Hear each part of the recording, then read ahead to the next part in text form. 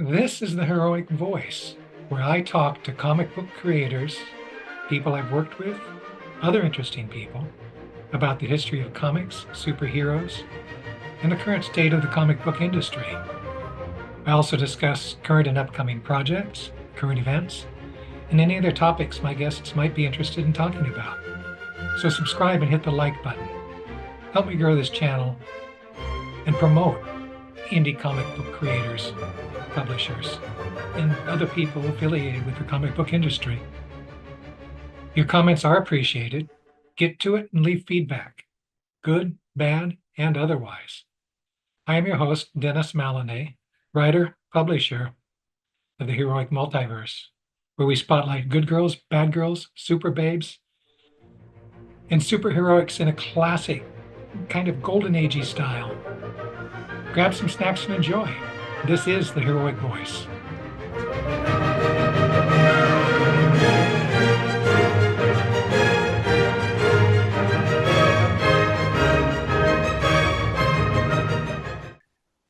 Hi, welcome to the Heroic Voice. I'm your host, Dennis Maloney. I'm here today. What is today? It's the 19th, the day before Easter, April It is 19th. indeed. I am here with Jason Walters, the publisher at Hero Games, with whom we have a long and storied relationship. Jason, it's good to see you. I don't know that we've ever met face to face, as so to speak, before. I'm not entirely sure. I've been to a lot of Dundracons over the last 25 years. Well, maybe So we've run into each other, but we might have, yeah. it's been a long time since I've been to a Dundercon. But 25 years ago, that's about when I was still going. So it could be. So let's talk about Hero Games. Mhm. What you're doing these days, what the situation is there, what projects you have on tap. What do you want to start with?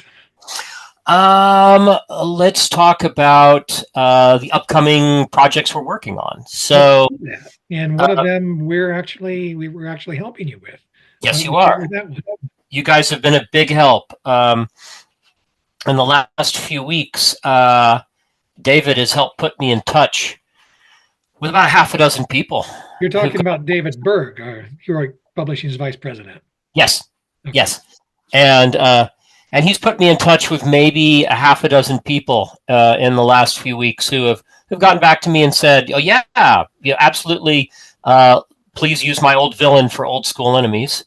So one of the projects we're working on is a book called Old School Enemies, and it's kind of three things at once. We are uh, taking some of the original villains that were released using the first and second edition of the rules, upgrading them to sixth edition, which some have already been upgraded before, but many have not. The author is a game designer named Michael Serbrook, and he spends a lot of time in the book kind of detailing what he did and how he did it in upgrading. Upgrading's not the right word. Converting. Converting. Thank you.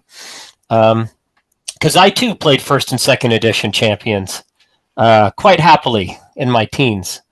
Um, Converting them to sixth edition. His process, his thinking, then he goes into the publication history of the villains, the contributions the people that created the villains made to Hero Games, their publication history with Hero Games.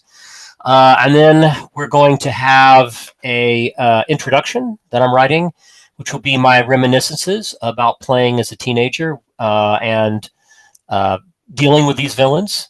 I have a particular warm spot in my heart for Bullett's Raiders, which I remember from being a teenager, and also a scholarly bibliography where so people can go back and sort of look at the ISBNs and the information about the books that went into creating this book from kind of a collector's perspective. So that's our plan for Old School Enemies. I've commissioned a cover by the Frame Brothers, who also do artwork for Marvel Comics. And you've seen the rough. The rough looks pretty neat. It does. It looks very neat. And so that's a project we're working on. Should I go ahead and talk about other projects? Or Well, let's also say that you're making use of all of the original artwork.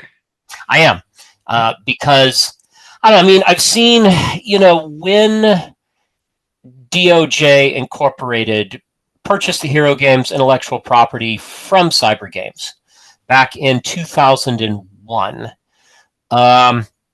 And the Hero universe that has run through 5th and 6th edition and went into the creation to a certain extent of the Champions Online MMORPG was created. There was a lot of commissioning of new artwork.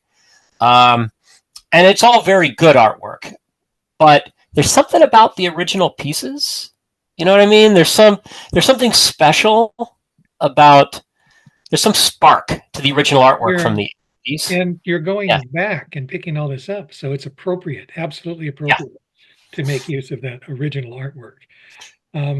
When we took some of the characters that we created and some of Steve Perrin's characters and started introducing them into our comic books, right, we fiddled a bit with the costumes, but we tried to stay as true to them as we could. So it's a tribute, an homage, recognition of the effort that went into the original creation of those characters. It is an homage, yes. Yes. So now, all right. What other projects? We have nearly completed, with the permission of Aaron Alston's estate, a book called Strike Force Organizations. About 8 or 9 years ago, I published under my own personal imprint, High Rock Press, Aaron Alston's Strike Force, which was it was an updating and an homage to the original book by Aaron, which was that published during the original Hero days or during the Iron Crown days? I don't remember. I can't remember. I want to say it was during the original. I think so. But it's hard to remember at this point. There was so much that Iron Crown did and redid that I couldn't say. I'm sure that we can find out, though. Yeah. Perhaps your viewers can comment and correct. But I think it was during the original Hero Games period, not with Iron Crown. But I did Aaron Alston's Strike Force, which is still available out there if anyone wants a copy. So we had it in the back of our minds that we'd like to develop some more of the material, because when Aaron and I were talking about it when he tragically passed away very suddenly and unexpectedly, and I ended up going down to Texas and meeting with his mother and going through his archives. And I'd like to say, as a creative myself, man, he was organized. He was a very organized guy. He had filing cabinets and banker's boxes all labeled with folders labeled of all of his work and all of his research. And I ended up spending 2 days in a hotel room in Texas, scanning it all, and then releasing it as the Strike Force Archives. So for this new book, we're pulling a lot of previously unpublished material, as well as some material you would recognize, like METE and Circle and the Blood from the original versions, but adding another, I think it's 5 organizations that were never published that came out of his notes. Oh, that's quite yeah, it's a fairly big book. And we are contracting artist Dennis Loubet, who did a lot of the artwork for Aaron and the cover for Aaron Alston's Strike Force, to do that. That is nearly complete. We're kind of doing last minute alterations to the layout and stuff like that right now. Other than that, we have a new version of Justice Inc. for 6th edition. Oh. Yeah. I'm editing the manuscript myself. The author put a lot of... he and I discussed a lot how much we both like the Old Republic serials as much as the magazines. And we both spent a lot of time watching Spy Smasher and things like that. I honestly think Spy Smasher was probably the best of all the Republic serials. It's still really watchable if you go back and watch it. And so it's kind of really inspired by the serials and their tropes. That's going through editorial process. I've been talking to Steve Long lately, author of many, many hero books, but he's been retired and not doing these things lately, but he's coming back in. And we have a new version of Argent, which is a Champions Universe villain group. That was written by Greg Elkins of Tiger's Paw Press. With whom we're doing quite a bit of work. You mentioned that, yeah. And Greg has written an entire Argent book, and Steve wants to edit that himself, so he'll be editing it. And those are really the 4 hero system projects we have going on right now. Everything's pretty much funded through a combination of our Patreon account, where we have, I think, 250 members. We have. Congratulations. Well, I didn't say 250 paying members. 250 members. I see. Of them, 83 are paying as of today. So, so I try and release things simultaneously each week, different things for the paying and non-paying members. Typically, paying members get to see and comment on work before it comes out. Whereas non-paying members, they get occasional glimpses of that, but they get just a wide variety of things. Fans will send me, frankly, entire books they've written for Fantasy Hero, for example, and say, "Oh, just give this away to people on Patreon," and I give it away chapter by chapter. Hero System fans send me original prose, which is often very good, and say, "Oh, give it to people on Patreon." So to the non-paying members, I still give all sorts of stuff out. After we conclude these projects, I'm thinking of a Hero System collector's guide. I don't think one's ever been published. Detailing all of the material that Hero Games has published over the years? Everything ever published for the Hero System, but in book form, like a collector's guide. So that will include stuff that Hero Games has published for the Hero System. Things that outside publishers publish, but in physical form. I think there's a lot of electronic only stuff. I think I'd like to, no offense to anyone's work, probably not do that because it's for collectors. I'm speaking strongly of that idea. I think it would be neat for people. I think a lot of people would like it. It would be a very, inside baseball kind of project. But useful to people who are interested in from a collecting standpoint. Yeah. Where else are you going to find out, where you can find the Coriolis effect or the Great Supervillain Contest? Or hold on. Here's an obscure one. I got it.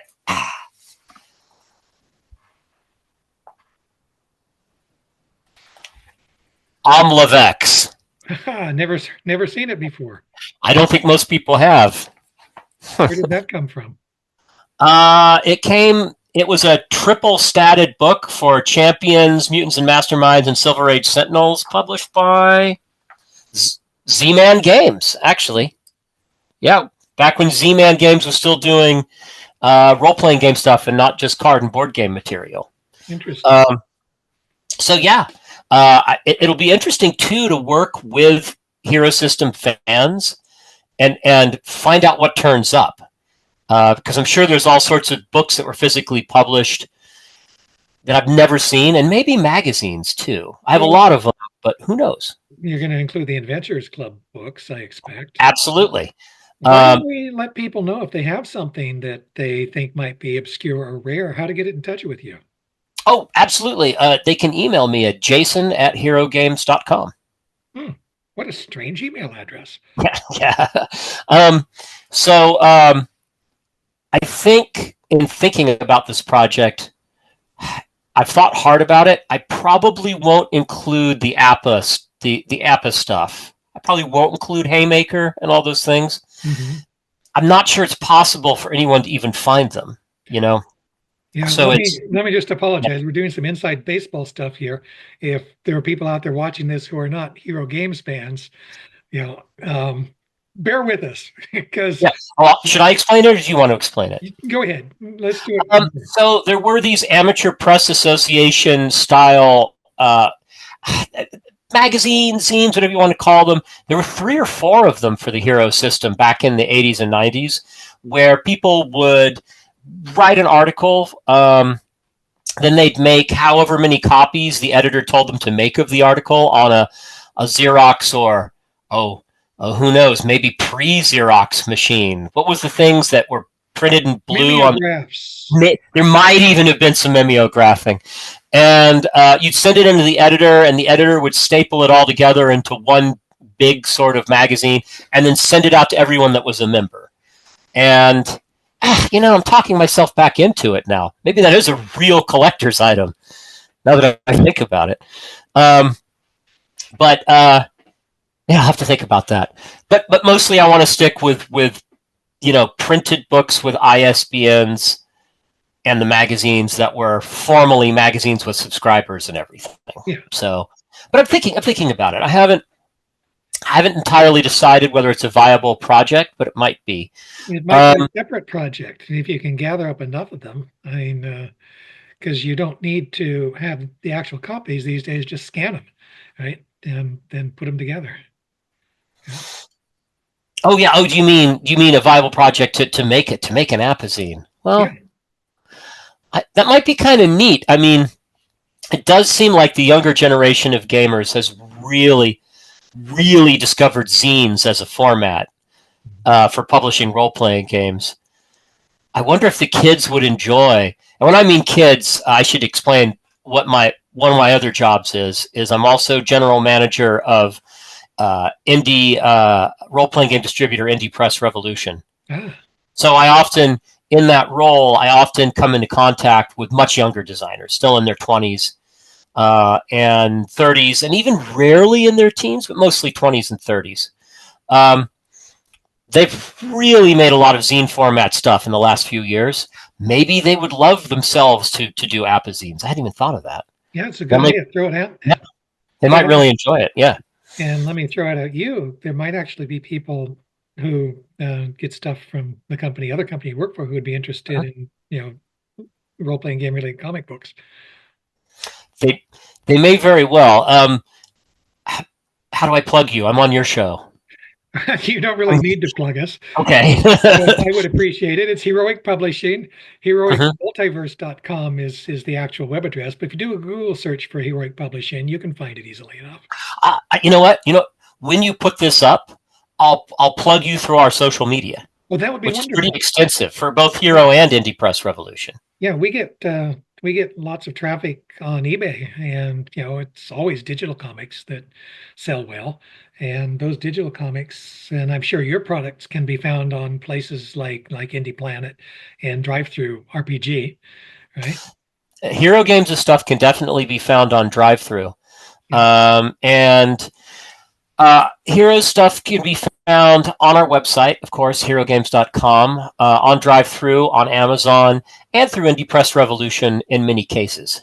But not all, right? Not all, because IPR is very much a distributor to retail stores. Mm-hmm. And so what stays up in the catalog and what goes down, and we hold ourselves, even though we're the same company, or we have the same parent company, we hold ourselves to the same standards as every other publisher. Things have to sell enough through distribution to stay in the catalog year after year. We should do a test, maybe offer a trade paperback or two and see if anybody goes for it. Okay, we could talk about that by email. Sure, absolutely. We have a submission process, and I'll tell you more about it. Okay, let's find out if it works, because that would be interesting if it did. The largely I have no expectation that it will work, but it's worth a test. Okay. So, do you have any other questions for me? Well,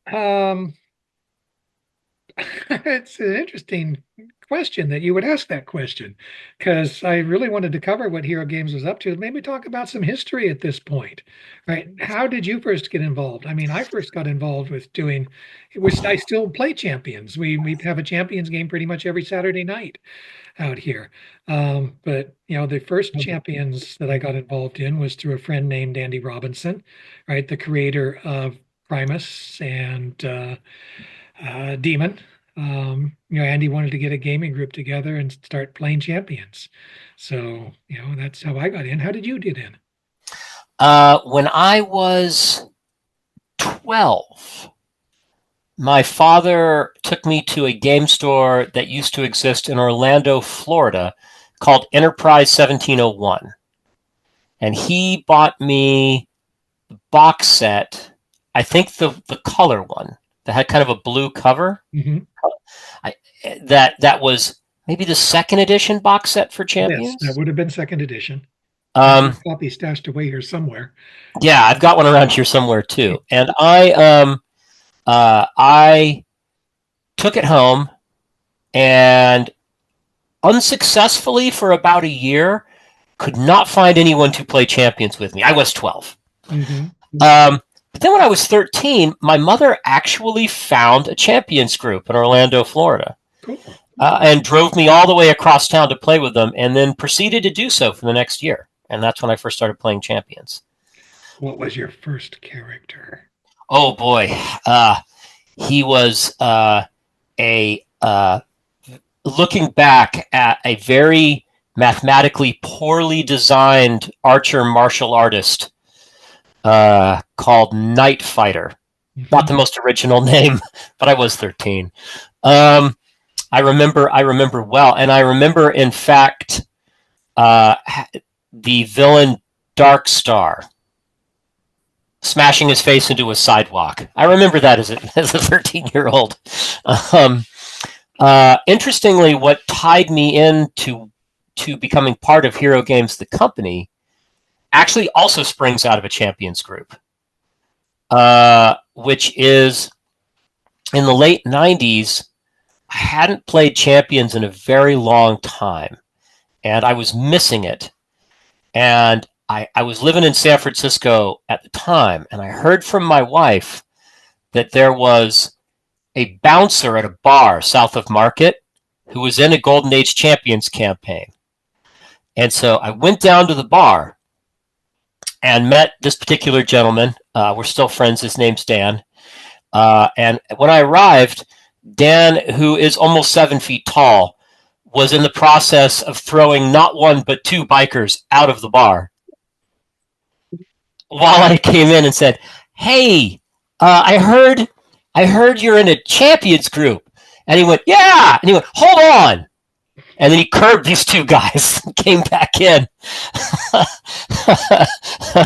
and said, "Yeah, we're playing Golden Age Champions," and that's how I became a part of a gaming group in San Francisco called the Masonic Street Irregulars.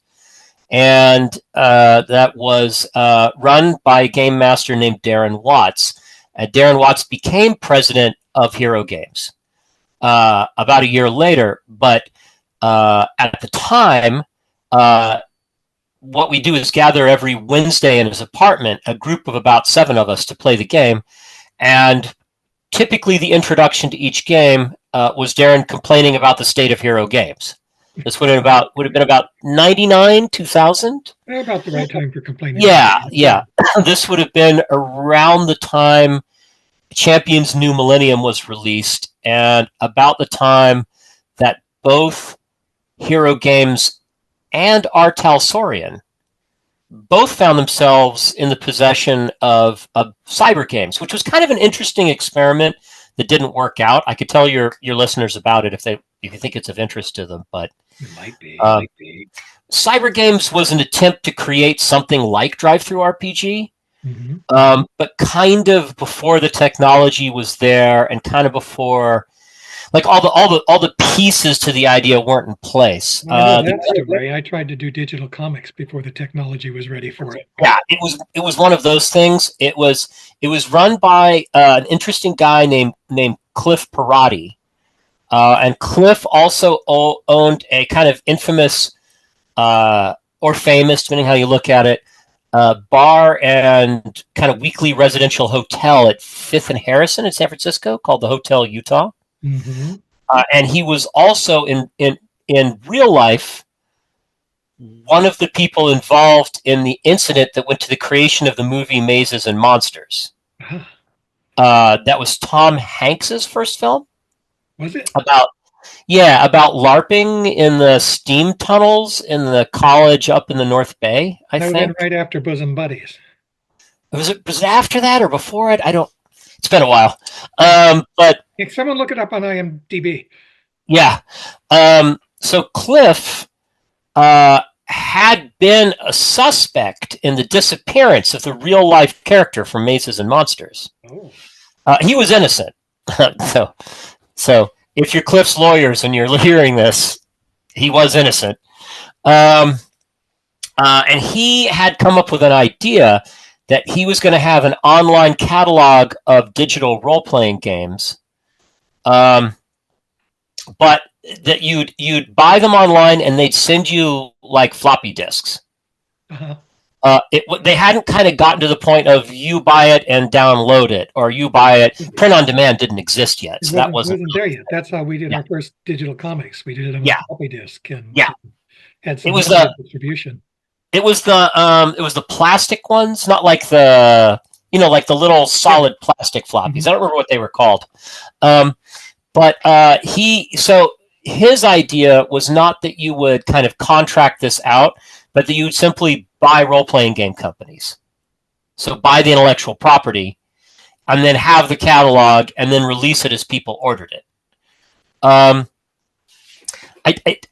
can't speak for him. I don't think this had been an enormously successful model. No, that's not a good business model. I can tell you as an economist that that doesn't really work. You need product development, not product acquisition. Yeah, and so he was willing to sell. He owned the Hero Games intellectual property. And what had happened is after about a year of our game master complaining to the group, one of the other players said, we're all work in the financial district, which most of us did in one capacity or another. If you'll stop complaining about the state of Hero Games, I will put together a package and buy it for you. And that is, in fact, what happened. And then the gentleman at the time who said this to Darren turned to me and he said, "You run a business," which I did at the time in the financial district. "Pony up." And so, at the time, all of my friends, I had an office at Second Market in the old Hobart building. All of my friends in the financial district were investing in various kind of e-commerce or video game companies and stuff. And I became kind of the laughingstock of my friends, and that I took. That was an enormous amount of money that I put in. I think I put in like $5,000. And not a huge amount of money. No, it was not a huge amount of money. But I was the first one to put any money in to this project. And interestingly, fast forward 6 or 7 years later, I calculated when the e-bomb happened after the e-boom that the value of the comp copies I'd been given as a partner, if I sold them on eBay, was actually worth more than most of my friends' tech stocks by the time 2004, 2005 rolled around. Well, my congratulations to you for your acumen. But Darren took the fairly modest amount of money I gave him, bought a bunch of airline tickets, reserved some hotel rooms, and flew around the country and found real investors. Met with real investors who put in real amounts of money. And all three of them are still investors in the whole sort of Hero Games Indie Press Revolution company today. They're still there. Excellent. And he did put together enough money to go buy the intellectual property from Cyber Games, which we did. And the first project that came up was Hero System 5th Edition Core Rulebook, which is affectionately referred to as FRED, 5th Rules Edition, which actually was a very successful book. It's the version that my group still plays. We never moved to 6th edition. 5th edition is comfortable for us. The green book. Yeah, this one. Yep. Yeah. There it is. Green. Yeah. That was a really very successful project. Mostly had already been written by Steve Long and simply never published. So that's kind of where this incarnation of Hero Games sort of came from, which was the release of the big green and black book in 2001, 2002, right around there. So yeah, that's how I got involved. Later on, I left San Francisco, moved to Nevada, where under a very kind of strange set of circumstances, I ended up owning some small warehouses. And because I owned them, though I had other plans than role-playing game books for them, Darren was a very persuasive man, now sadly deceased. He passed away several years ago. But he talked me into my little warehouses that I had planned to use on my property as a launching point, my wife and I, for building an Earthship on the property. They instead became filled with Hero Games' books, and then later on Indie Press Revolution's books, and now that property is still filled with role-playing games, and the Earthship never got built. But that's the story. And now the whole operation lives in a small town in Nevada. Let's do this kind of as a favor to Greg. Let's plug some Tiger Paw Press stuff. I know what I've done with them. Let me go through that, and then you can point people to stuff that Hero Games may have done with them. Okay? Is that yeah, there's some things recently. Hold on, let me bring them up. Well, let me do ours. We've done the League of Champions source book featuring 20 different characters from the comics. We've done a League of Enemies source book featuring, 13 or 14 villains from the comic books, some of whom old-time Champions fans will recognize because, as I said earlier in this, some of those characters were created by us, some of them were created by Steve Perrin, and, we've got comic book rights for those. We're working on an Uber Machine book, which is, something that people may remember from the early Champions material. The Uber Machine was referenced several times. We're going to be working on a Witch Girls Incorporated book, a Thugmaster book, and a couple of other things that are kind of nebulous at this point. And they're good, right? And I would recommend all of the Tiger Paw Press stuff to people. Your turn. He has 3 new small digital products up on the Hero Games website. He has Equipment Flyer number 14. Your agents always need a helping hand. Which is filled with more useful equipment for your villainous hirelings. He has SID Bulletin number 19, the Villain Optics, and SID Bulletin number 20, the Villain Death Sickle, all available at a extraordinarily reasonable price from HeroGames.com. Along with all of the other stuff that's available. Along with 100 or so other things he's written in the last few years that are there. That was just last week's release from Greg. From Tiger Paw Press. He's a busy fellow. He is. He's a very creative and productive guy. Yes, he is. All righty. Jason, we're getting right to the end of our half-hour interview here. Thank you for being here. Is there anything else? Maybe point people specifically to the Patreon or to social media? Yeah, you can follow Hero Games on Facebook, on Blue Sky, on Instagram, and on Mastodon. Also, you can just go to our website. Anything released on social media is released on the front page of our website. That's the easiest place, herogames.com.